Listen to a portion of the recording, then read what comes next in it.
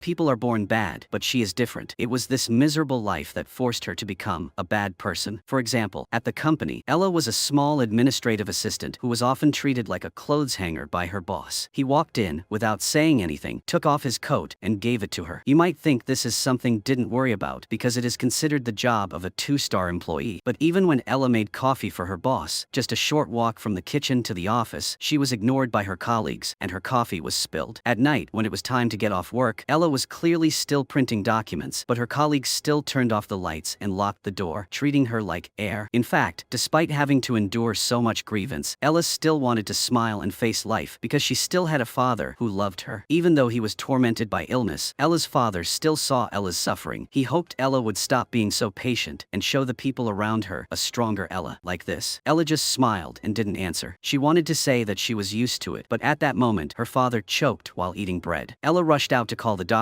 but a group of nurses argued with the patient's family and completely ignored Ella's existence. When Ella returned to the hospital room, her father had stopped breathing. Ella watched helplessly. She remembered her father's last words before he died, that Ella had to be cruel and make those who looked down on her pay. But the grief at this moment overwhelmed everything. She hated herself so much, but didn't have the courage to change. An ambulance rushed over and once again ignored Ella's existence. She hid in her father's truck and cried. Living an optimistic life was what her father taught her, but could such a life truly make people smile? So Ella decided to change. She stood in front of the mirror and roared like her father. Although it was not enough to be a good person, it was still the first step. Next, Ella decided to change jobs. She boldly proposed to her boss to let her be a reporter, but he still only treated her like a clothes hanger. Despite him, Ella took the initiative to go into her boss's office for the first time and presented a clear resume stating her wishes. But her boss's attitude was extremely superficial. He said that the reporter position was full and that when there was a vacancy, he would give Ella a trial. Ella returned to her seat in disappointment. She knew in her heart that she was being ignored again. Ella could only imagine that the pin in front of her was her boss and stabbed him in the carotid artery. But just as Ella was getting excited, someone suddenly came for an interview. Before Ella could make coffee, her boss introduced this guy to everyone. He was hired for the exact position that Ella was aiming for. Even though she was mentally prepared, Ella still didn't expect her boss to be so bad. She had also looked through the guy's resume. He had no work experience, and his qualifications weren't as high as hers, but he was given priority. This made Ella upset. She turned around, picked up her bag and left. Ella thought to herself that she wouldn't have to work for this trashy company, but when Ella walked out of the building, she saw the smug look on the guy's face. Ella suddenly became angry. She clenched the small knife in her bag and followed him secretly. If she killed him, the position in the company would be vacant. Who knows, the boss might agree to let Ella try out. With that thought in mind, Ella followed him to the tunnel. Just as Ella was about to open the pocket knife, she was so nervous that she cut her hand. The guy turned around and asked who she was, which startled Ella. Ella's heart jumped into her throat. Fortunately, Ella was quick-witted and quickly explained that all new employees had to fill out an information form. The colleague forgot to remind him, so she reminded him. After the two exchanged contact information, the atmosphere suddenly became awkward. They had clearly said goodbye, but neither of them moved. Ella didn't want to explain why there was a knife under her feet. In the end, the other guy couldn't stand it anymore and turned around to leave. When the urge to kill gradually subsided, Ella became the shy girl she was before. Killing clearly couldn't be done on a whim, so she needed an opportunity, and that opportunity came at her father's funeral. Ella welcomed her last relative back, but after many years of being apart from Emily, Ella's sister even forgot her name. The two of them didn't have much in common to talk about. When the funeral ended, Ella discovered that among the people who came to pay their respects were the people she hated the most. It was a group of friends from high school. It was all because of them that Ella became who she is today. They bullied Ella over and over again and turned her into a freak. The problem was that Ella was an introvert, so whenever she was stressed, she would pull her hair. Then, at a school dance, the four of them played a prank on her and turned her into an invisible person. Ella wanted to stay away from those demons, but as soon as she turned around, she saw her father's portrait thrown into the trash. Just when Ella was at her wit's end, Emily came to say goodbye. Emily said that she had contacted a broker to sell all the houses and cars that their father left behind. Ella instinctively wanted to refuse, but Emily once again ignored Ella as usual. Emily just told Ella to move out quickly and split the money from the sale of the house. Then, Emily didn't wait for Ella to say anything and hurriedly got in the car and left. However, what really made Ella unable to accept was that on the way home, she discovered that the broker selling her house was Julia, the leader of the four people who had bullied her in the past. Ella was stunned under the billboard. Ella's heart was filled with fear and humiliation. Ella's hand couldn't help but reach up to pull her hair. The sharp pain came, and Ella ripped off a piece of her head. But before Ella could regret it, a dog barked suddenly from the side of the road. Ella didn't know when she had let go of the dog's leash. The little dog her father had given her her, was now lying in a pool of blood. That was probably Ella's only friend in the world. The fire of revenge in Ella's heart burned fiercely. Ella looked at the woman on the billboard with indignation. Ella went to Julia's company. For the first time, Ella bravely spoke her mind. Ella asked Julia to get out of her life and she wouldn't sell the house. But Julia still ignored Ella as usual. Julia even stared at the top of Ella's head with a strange gaze. The group of 4 people laughed mockingly. Ella seemed to be back at that year's dance when her wig was ripped off in front of everyone. It was a trauma that Ella could never forget. Ella walked out of the office in despair, her tears mixed with the rain. Passers-by still treated her like air, but it was time for Ella to change. While sheltering from the rain under the bridge, Ella accidentally killed the man who had molested her. The moment she pushed his body into the lake, she also released the true person inside. Passers-by would no longer dare to look down on her. She was no longer a sweet bean for people to mold at will, but now she had become a time bomb. Next was Ella's revenge. She decided to make those who looked down on her pay. A few nights later, Ella secretly followed the man who had argued with the nurse the day before. Then Ella pretended that her dog was lost and asked him to help find it. When he bent down, she pulled out a knife and stabbed him repeatedly. One stab and another. Ella frantically vented all the anger in her heart. Ella didn't want to be a murderer, but the exhilarated of killing made her more confident. A few days ago, Ella had just killed a man who had gone to the toilet in the wrong place. After the killing spree passed, Ella was also scared and worried. Ella could only frantically stuff the bloody clothes into the washing machine. Then Ella filled it with detergent, hoping that the memories of last night would be washed away along with the blood. But when she saw the bloody knife in the bucket, Ella remembered the painful gasps of the man last night. An indescribable feeling of pleasure rose in her heart. Murder seemed to be really addictive. But on the way to work, Ella discovered that the scene of last night's murder had been sealed off by the police. It was obvious that the murder had been discovered. She turned away in fear and told herself not to be afraid. As long as she pretended that nothing had happened, the police would never suspect her. But Ella didn't realize that she was no longer the weak girl she used to be. During the morning meeting, the editor-in-chief asked about the hot news for today's news. Ella, who had always been quiet and only worked as a receptionist, suddenly had the urge to talk about the murder she witnessed this morning. But before she could say anything, a colleague who arrived late was faster. Ella once again became an outsider who only knew how to make tea and pour water. She felt it was unfair. It was obvious that she had come up with this idea first. So in the meeting afterwards, Ella bravely spoke her mind as a witness to the crime, so she could provide many details that the police had hidden. What news was more worthy of being on the front page than the appearance of a serial killer? Ella then volunteered to go to the victim's house for an interview. The editor-in-chief saw Ella's performance and immediately sent Sin, the new employee, to accompany her. But Ella had another plan in mind. She wanted to use the power of the media to lead public opinion to change the direction of the police investigation, and at the same time, learn about the victim's character to reduce the feeling of guilt after the murder. When she arrived at the victim's house, the victim's mother, of course, did her best to cover up for her son. Ella was a bit disappointed, so she had to sneak into the victim's room while she was in the bathroom to look for clues. In the chest, she found the victim's notice of job change due to alcoholism. It seemed that he was not as good a person as his mother said. Ella hurriedly left. The two of them went to ask the neighbors around the victim's house, which further confirmed Ella's guess. It turned out that the victim often quarreled with his neighbors after drinking. He was truly a scumbag. Ella had already prepared a draft blaming the victim's death on bad relationships. This afternoon, there should be enough suspects for the police to investigate. Seeing that Sin seemed unhappy, Ella was also very understood. Ella said that they could build 2 images for the victim. One is a good son in the eyes of her mother. The other is a scumbag in the eyes of her neighbors. Which one to choose is up to the editor-in-chief. The final result is obvious. What could be more popular than a bad guy being killed? Because of Ella's excellent performance, the editor-in-chief made an exception to invite her to the company's new employee welcome party after work. In the past, Ella would have been ignored. Even if Ella wanted to work overtime, her colleagues would have turned off the lights and locked the door. This was the first time Ella felt valued. To celebrate her transformation, Ella even went on stage to sing a song. But just when the atmosphere was getting lively, her singing was interrupted by the appearance of the police. They came to investigate the murder case last night. Ella was a little worried, so she went to the bar to order a drink to calm down. Unexpectedly, Ella ran into the man who caused her father's death. He was still the same, not caring about other people's feelings. Was the nurse also harassed by this guy that day? A bold thought suddenly popped into Ella's head. What would it be like to kill someone right in front of the police? Just thinking about it made her excited. Her heart was pounding with excitement. But when Ella followed the man out of the bar, a policeman suddenly called her back and said, "Be careful when you get home. Until we catch that criminal, I hope you catch him soon." Ella blended into the night. She seemed to have the skills of a natural-born killer. Ella knew how to take advantage of her weakness to gain the sympathy of her prey and wait for the right moment to strike the fatal blow. The second time she committed a crime, Ella had experience throwing the body into the river and destroying most of the evidence. After finishing her work, Ella hummed as she walked home, but she saw the woman she hated. Ella Ella still remembered that year's dance when Julia pulled her wig, making her lose face in front of her friends. That made Ella live in depression for a long time. But now Ella is strong enough to face the demon in her heart, the one she wants to kill the most. Ella can't wait to destroy Julia. Ella went to the supermarket to buy bloodstain remover, but when paying, the cashier with the headset ignored Ella's request to take her bag. Unexpectedly, she turned around and told her friend that there was a kid in the store who was sneaking around like a thief. Ella is no longer the shy girl she used to be. Next, Ella went to her father's auto repair shop to get some waterproof silver. When she was about to leave, Ella met Sam, the mechanic there. He had always wanted to buy the shop after her father passed away. Ella had some feelings for him, so she accepted his invitation to dinner. Then Ella treated herself to a box of ice cream and a bloody crime movie to satisfy both her body and mind. Next, Ella went to the murder room she had prepared and called Julia. Julia was now a famous real estate broker. Ella used the excuse of wanting to sell her house and asked Julia to come see the house tomorrow night. Everything was ready, so Ella went to work with peace of mind. Although the editor-in-chief was very unhappy with Ella's delay, after she gave him the cup of coffee she bought herself, all mistakes were forgiven. To please her colleagues, Ella bought a cake at the bakery. Ella received countless compliments. Now she was no longer invisible in the company. But when Ella saw the newspaper the company published yesterday, she was shocked. The breaking news was clearly her idea, but the signature line only had Jeff's name. Ella angrily went to the tea room to ask for his crime, but he said that whoever wrote the article would sign it. Ella's name could only appear on page 38 in the editorial office's administrative assistant section. Ella was extremely angry. The coffee she bought was a waste. She couldn't swallow this anger. While Jeff was in the toilet, Ella secretly poured Maggie milk into the coffee. This stuff is very effective in causing constipation, and the taste was overshadowed by the bitterness of the coffee. But at this moment, a figure suddenly appeared behind Ella. It was Sin, who had interviewed Ella last time. He was quite good at flirting. He teased Ella, asking if she had poisoned the bread. He forced her to take a bite before he would eat. While the two were talking and laughing, Jeff walked in. There was only a piece of jam bread left in the tea room. Sin was eating it, but Ella also had jam on her mouth. Anyone who looked at it would think that there was something fishy about the two of them. Just when the atmosphere was getting ambiguous, an old lady suddenly entered the newsroom. She came because of yesterday's article. That day when Ella came for an interview, she had begged Ella to write about her son's good side, but the newspaper wrote that her son was a scumbag. She was determined to get justice. It had to be said that Jeff was quite straightforward. Jeff accepted the article because he had written it and had targeted him for whatever reason. Ella felt a little regretful for giving her laxatives, but Ella couldn't make up for her crime. After using the truth to chase the old lady away, Jeff was locked in the bathroom. After dealing with it with great difficulty, he was exhausted. Ella sneered, who told him to steal her news. She did her makeup clumsily. It was her first date night with Sam in her life, so she was very careful, but the effect was hard to judge. Sin, who was about to leave work, was startled. He even took the initiative to invite her out for a drink. Unfortunately, Ella was not interested in these things, so she refused and hurried to the restaurant. But Ella had been waiting there for nearly 2 hours. It was so bad that the waiter had to remind Ella that there were very few seats. Sam rushed over. One person wanted to shake hands, the other wanted to hug. It was unclear whether this collision was intentional or not. After sitting down, Sam kept talking about work, but Ella really liked it. As soon as she left the door, she boldly expressed her feelings. Sam did not refuse. The two of them spent a wonderful night like that. The next morning, while Ella was happily jumping around, a phone call broke this short-lived joy. The police asked her to come and help investigate the murder case a few days ago. Ella was so scared that her limbs were shaking, but she quickly calmed down. If she was not arrested, it meant that she was just helping with the investigation. It turned out that the park where she dumped the body required a card to enter. The police were checking the people who had entered the park that day. Ella honestly confessed that she had just finished her father's funeral that day. That evening, her dog was hit and killed by a car, so she was in a bad mood. So it was reasonable for Ella to go for a walk in the park. Seeing how pitiful Ella was, the police didn't make things difficult for her. While they were talking, the police received a report of a new case. They discovered another corpse. The manner of death was exactly the same as the first case. The victims were stabbed multiple times, leading to excessive blood loss. Although Ella's identity had not been discovered for the time being, she also understood that she needed to keep quiet for a while, waiting for things to calm down before taking revenge. So she planned to call Julia to cancel tonight's house viewing. But before Ella could say anything, Julia said that she had an appointment for another day tonight. Even though she was ignored again, Ella was not angry. She was in a particularly good mood during the passionate stage of love. But after Ella texted Sam, he said that there was a customer at the shop tonight and he would be late. Ella couldn't wait and immediately drove to the shop, but she didn't expect that the customer Sam was talking about was Julia. Looking at these two people, Ella was extremely angry. It turned out that Julia not only wanted to buy the house Ella was living in, but also wanted to buy the auto repair shop left by her father. The malice in Ella's heart could not be contained any longer. She pretended to say goodbye, but secretly took Julia's phone. Then Ella went went to Julia's car and used a screwdriver to deflate all the air in the tire. Next was Ella's act. The two of them finished discussing business and talked for a while. Then Sam left first. Only then did Julia realize that her phone was gone. Julia thought she had left it at the shop, but Ella said that she didn't see it and didn't have Sam's phone number. Although Julia was a bit suspicious, she had no choice. Julia had to accept Ella's kindness and got into the truck. Ella drove home, saying that choosing a date was better than meeting right away. They were free now, so let's go see the house. Julia had no choice either. She just wanted to quickly see the house and go home. But after a while, Ella took Julia down to the basement. Seeing that Julia had fallen into the trap, Ella was finally able to reveal her true self. Ella said, "I killed those people." But Ella was too complacent. The tall and strong Julia pushed Ella away. Ella's only weapon fell under the refrigerator. Ella was clearly no match for Julia with her bare hands. Fortunately, God helped Ella. Julia hurriedly stepped on a bottle of detergent on the floor. Ella immediately stepped forward, picked up a piece of frozen meat, and slammed it down. When Ella was about to enjoy the feeling of killing, Julia started cursing and saying that Ella was like this because she brought it on herself. It was because Ella didn't know how to live a good life that she was jealous of Julia's happy life. Ella was so angry that she almost stabbed Julia, but in the end, Ella still couldn't do it. Killing Julia was just physical revenge. Only proving that Ella lived a better life than Julia was true revenge. But how to prove it? Ella was so desperate that she pulled her hair again. Looking at her father's coat hanging on the wall, Ella wished that he could hug her father and cry loudly. Ella finally decided to take revenge both mentally and physically. First, Ella went to the repair shop where she took Julia last night. If she wanted Julia to disappear for a few days, she had to deal with the surveillance camera first. Ella went to the shop and clearly declared her ownership to Sam. Then before leaving, she pulled out the USB containing the camera data. Next was career advancement. The status of a small receptionist was clearly not worthy of Julia, a gold broker. Ella walked into the editor-in-chief's office with confident steps and bluntly requested a position as an intern reporter. Seeing that the editor-in-chief looked a little surprised, Ella immediately said that she had exclusive information about the serial killer. Julia would be killed sooner or later anyway. It would be fine to report that she was the third victim first. The editor-in-chief was also very happy. As long as it could increase newspaper sales, an intern reporter position would be fine. In order to avoid being investigated by the police in the future, Ella needed a few people to provide information about Julia's disappearance. The three remaining people from the old bully group were the most promising candidates. Ella texted them with the excuse of looking for Julia to see her house, which led them to find out that Julia was missing. Ella then met them again as a reporter to talk about the recent serial murders. Ella led them to suspect that Julia had become the third victim. After a while of talking, Ella had collected enough information for an exclusive. But to be sure, Ella went to Julia's husband's house. While collecting more information, Ella also wanted to see if Julia's life was really that perfect. Unfortunately, Ella was disappointed. Julia and her husband loved each other very much. No matter how they looked like a model family. Seeing this, Ella was a little angry. If it weren't for what happened in high school, Ella might have had such a life. While Julia's husband was on the phone, Ella decided to collect some profits first. For example, she stole a bottle of wine, took one of Julia's dresses, and poured tea into the cracks of the sofa. If you think these actions are too much, then after knowing what Ella had to endure, you will see that this is nothing. After that, Ella couldn't avoid writing an article about Julia being the third victim. Seeing the article published, Ella and Sin jumped up at the same time. Luckily, a phone call dispelled the awkwardness. But soon after, Ella's expression turned ugly. Emily still didn't give up on selling the house, and even sent someone to measure the area, while Julia was still locked in the basement. Ella rushed home to stop the surveyor right before he entered the door. But Julia seemed to have heard the noise outside. As soon as she entered the house, Ella heard Julia's screams. But Ella wasn't worried at all. She calmly put on the clothes she wore during the day, put on beautiful makeup, and took a bottle of wine to show off in front of Julia. In just one day, Ella got a job as a reporter and had 2 lovers. Julia, of course, couldn't say anything nice, but Ella didn't care. Ella didn't have to put up with someone who was about to die. Sin was still waiting for Ella at the restaurant. This was supposed to be a celebration party for the two of them, but Sam appeared out of nowhere and arbitrarily said that Ella was his girlfriend. Sin didn't want to be the third person either, so he said, "See you tomorrow," and then turned around and left. Ella ran out to explain, but whatever she said at this time was just an excuse. After all, this was her first time in love, so not knowing when to stop was normal. But she didn't expect that when she left the door, there would be another surprise. Julia's husband was drunk on the side of the road, muttering that Julia had gone missing again. Ella realized something was wrong and insisted on telling the drunk person not to drive, then took him home. Anyone who has performed an autopsy knows that a drunk person is no different from an animal. Of course, Ella understood this too. She used his fingerprint to unlock his phone. Looking at his chat with Julia, Ella smiled. When she got home, Ella quickly shared with Julia what she had discovered. It turned out that the man who seemed to be a kind man was actually a domestic abuser. Julia had lived in misery and unhappiness for so many years. Ella was gloating, but Julia burst into tears on Ella's lap because she had been poked in a sore spot. I didn't know how to get rid of him. Ella was frozen, not knowing whether to kill or not to kill this woman. But anyway, the article was published on time. It was just that Ella didn't expect that this arrogant act would attract the attention of the black policewoman. In fact, she and Ella were the same type of people who were easily ignored in life. For example, when she was taking a shower, the landlady just turned off the hot water without caring about her existence. Even after becoming a police officer, she was still a joke to her colleagues. It was just that she took all this anger out on criminals like this serial murder case. The black policewoman kept checking the surveillance cameras around and finally discovered a strange scene in the bar. The policewoman remembered that the last time Ella went to the police station to make a report, Ella said that she was at the bar with her friends until late at night. But the people in the camera had clearly been involved in a murder. Plus, the article about Julia's disappearance, the person who signed it was indeed Ella. Putting all this together, she seemed to have found the answer to this murder case. It was clear that Ella was a ruthless killer, and now she had to do the job of kidnapping. People say that killing people is difficult, but she found kidnapping even more tiring. Not only did she have to serve food, but she also had to watch out for Julia running away. Just when Ella went out to get food, Julia secretly took the scissors. But when Ella wasn't paying attention, Julia rushed over and stabbed her. Ella was furious. Ella was so good to Julia. Why did she want to run away? Ella got angry and bandaged the wound, then took a broom and beat Julia repeatedly. But when she saw the blood on Julia's pants, Ella softened. As women, Ella suddenly understood Julia's irritability and short temper. After many days of imprisonment, Julia took a bath for the first time. Julia showed Ella the wound on her neck. The last time Julia ran away from home, Julia's husband Marcus pushed her against a glass door. In a way, the violence Julia had inflicted on Ella was now returned through Marcus. The two talked openly for the first time. About the bullying many years ago, Julia said that she did it because she was jealous that Ella had a loving father while she had nothing. Julia could only bully Ella to get short-lived joy. Julia apologized for her past mistakes. The two of them seemed to have developed a Stockholm syndrome. They sympathized with each other, but Ella didn't dare risk letting Julia go. If Julia reported to the police, the good life Ella had just had would go up in smoke. At this moment, the phone rang. It turned out that the police had come to Sam's shop to ask about Julia's disappearance. Ella was a little panicked, but she didn't need to worry. The black policewoman was just like Ella, invisible in life. The black policewoman reported to her superiors that Ella might be a serial killer, but her superiors didn't believe her. Moreover, she asked her not to speculate wildly without evidence. The black policewoman was used to it. She could take advantage of the fact that she was easily ignored to secretly investigate Ella. Unfortunately, she was one step too late. The surveillance camera that had been used to Julia's disappearance had already been taken away by Ella, but this made the policewoman even more confident in her judgment. Ella still didn't know that danger was lurking. She returned to the newsroom to follow the news about Julia. But the rise of a newcomer meant the fall of an old one. Jeff was not happy with Ella's meteoric rise. Jeff said that I had gotten information from Julia's husband and knew exactly what he had done. While Ella was worried, the town held a meeting to look for Julia. As the first to report the news, Ella had to participate. But at the meeting hall, Ella found Jeff whispering to Marcus. She felt like she was doing something bad and was discovered, so she just wanted to hide. But Marcus was a violent person. He chased after Ella, grabbed her, and scolded her for spilling coffee on his sofa. Marcus told Jeff about this. They were determined to make Ella lose her reputation. Fortunately, Sin appeared in time to stop Marcus's excessive behavior. But Ella was so confused that she couldn't help but say something harsh. Well, I like you. Ella secretly followed Marcus not only because she hated domestic violence, but also to protect her job and life. Ella also wanted him to experience that feeling. Just like the previous two times, if she just pulled out a knife and stabbed him in the neck, no matter how strong he was, he would collapse immediately. But just as Ella raised the knife, a familiar voice suddenly sounded from behind. The atmosphere became awkward. Jeff quickly realized that Ella was a serial killer. If he didn't run, what would he wait for? Jeff rode his bike on the road, both scared and excited. If he reported that he had just discovered a serial killer, no one would dare to look down on him anymore. But even if there is a murderer behind, you still have to look ahead when you cross the street. Jeff definitely won't survive after being run over by a car, but Ella was still scared. She went to the riverbank and tried to wipe the fingerprints off the knife. Although this was a relic left by her father, people had to let go of the past to move forward. When she closed her eyes and prepared to throw it away, the phone in her pocket rang. Marcus texted her, threatening to come to Ella's house and beat her. Ella was speechless. She was about to scold him back, but suddenly an idea came to her, thinking of a way to escape the crime. Could she take advantage of Julia's domestic violence to frame Marcus for serial murder? But Ella still wanted to test Julia's attitude. That night, Ella said that she was going on a date with Sam, but her way of dressing was really inappropriate. Julia immediately offered to help and chose the most suitable outfit for Ella. But when Julia was applying eyeliner, her hand stopped. At this time, Julia only needed to stab down with all her might to escape. But she hesitated, because was the life of domestic violence out there the freedom she longed for? She didn't do anything, but she considered it as having passed Ella's test. Didn't Julia cry and want to escape from her abusive husband? Then let Ella help her. The two drove to a villa in the suburbs. This was originally Julia and her husband's home, but now Ella had turned it into a prison to keep Julia. Wasn't Marcus a violent and controlling person? Then it wouldn't be strange to be a little more extreme and blind someone. Ella spread leftover food on the floor to make it look like Julia had lived here for a long time. Then Ella put the knife in the drawer next to her. She used Julia's phone to text Marcus and just wait for him to go upstairs. Julia pretended to be kidnapped so she could lure Marcus to find the knife to cut the rope. Looking at Julia's level of cooperation, it was clear that she had hit the nail on the head. Julia was truly determined to fight against domestic violence, but she did not expect that Marcus would be so controlling. Julia was clearly the victim. He thought that Julia was indecently seducing others and immediately interacted with her. Ella had to come to the rescue and then encourage Julia to file for divorce. Unexpectedly, Marcus, although strong on the outside, was very weak on the inside. He climbed onto the railing, intending to leave this world to force Julia to withdraw her request for divorce.